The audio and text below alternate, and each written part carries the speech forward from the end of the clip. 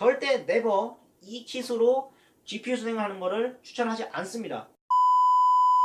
자, 원래는 이 라이젠 1700에 RX 470이 있는 제 메인 컴을 커스텀 순행을 하려고 했는데 AMD가 CPU 블럭은 호환이 되는데 GPU 블럭이 호환이 안 돼요. 그래서 제가 그냥 만들어 놓은 빌드만 해놓고 쓰지는 않는 G4600에 GTX 1060 3기가 PC를 커스텀 순행을 해보려고 합니다. 분명히 이거 욕하시는 분도 있을 거예요. 이 G4600 이거 커스텀 순행 왜 하냐, 이거 기쿨로도 커버 되는데.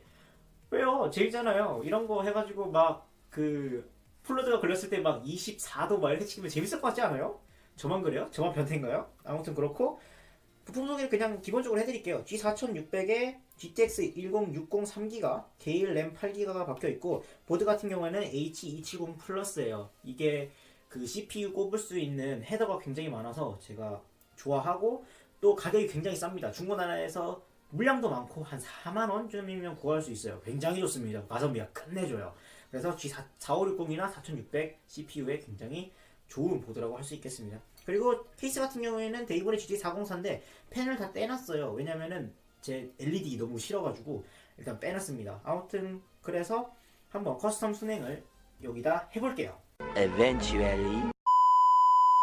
네, 빌드를 완료하고 벤치마크까지 돌리고 돌아왔습니다. 먼저 개봉기와 리뷰 사이에 굉장히 텀이 긴데 제가 너무 갑작스럽게 바빠지기도 했고 순행 펌프가 초기 불량이 나면서 교환을 하느라 시간이 조금 걸렸습니다. 먼저 양해의 말씀을 부탁드리면서 늦은 만큼 빠르게 리뷰를 시작해 보도록 하겠습니다. CPU 같은 경우에는 G4600이 장착되어 있다고 말씀을 드렸죠. G4600 같은 경우에는 기본 쿨러로 30분 동안 프라임 95를 돌렸을 때 61도, 커스텀 순행을 바꾸고 나서는 47도로 약 14도 정도가 낮아졌습니다. 물론 G4600이 기본 쿨러도 커버될 만큼 열이 많지 않은 CPU이긴 하지만 그럼에도 불구하고 커스텀 순행을 적용함으로 인해서 분명한 온도 하락에 효과가 있다 정도로만 해석을 해주시면 될 것 같습니다. CPU보다는 GPU의 온도 변화가 훨씬 다이나믹했습니다. 먼저 기본으로 사용된 1060 3기가 같은 경우에는 ITX 폼팩터인데다가 원팬 구조여가지고 발열 관리에 불리할 수밖에 없죠. 실제로 벤치마크를 돌려봤을 때 파이어 스트라이크 기준으로 최고 온도가 83도가 나왔습니다. 다른 1060의 2팬, 3팬보다 훨씬 더 안 좋은 결과치죠. 하지만 커스텀 순행을 적용하고 나서 동일 조건에서 벤치마크 테스트를 해봤을 때는 44도가 나왔습니다. 무려 40도에 가까운 온도 하락이 나왔다는 건데 이 결과치로만 본다면 GPU 순행을 하는 게 굉장히 메리트 있다라고 생각하실지도 모를 것 같아요. 하지만 저는 절대 네버 이 킷으로 GPU 순행을 하는 것을 추천하지 않습니다. 그 이유에 대해서 지금부터 말씀을 드릴게요. 제가 이 킷으로 GPU 쿨링을 추천하지 않는 이유는 이 블록이 커버링할 수 있는 범위가 너무나도 한정적이기 때문이에요. 보통 우리가 생각하는 GPU 블록이라 하면 칩은 물론이고 VRM 즉 전원부와 메모리까지도 쿨링을 같이 해줄 수 있어야 되는데 이 블록은 칩만 쿨링을 해주기 때문이에요.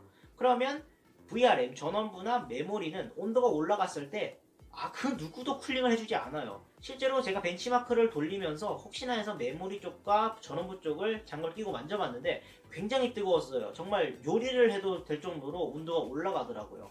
그렇게 된다면 칩은 멀쩡할지 몰라도 전원부와 메모리 쪽에 분명히 문제가 생길 겁니다. 그러면 오히려 이 ITX 사이즈의 공랭보다도 못하는 결과가 나오는 거예요. 언제 터질지 모르는 겁니다. 그렇기 때문에 저는 GPU 쿨링을 고려하시는 분들이 이 키트를 산다? 저는 정말 말리고 싶습니다.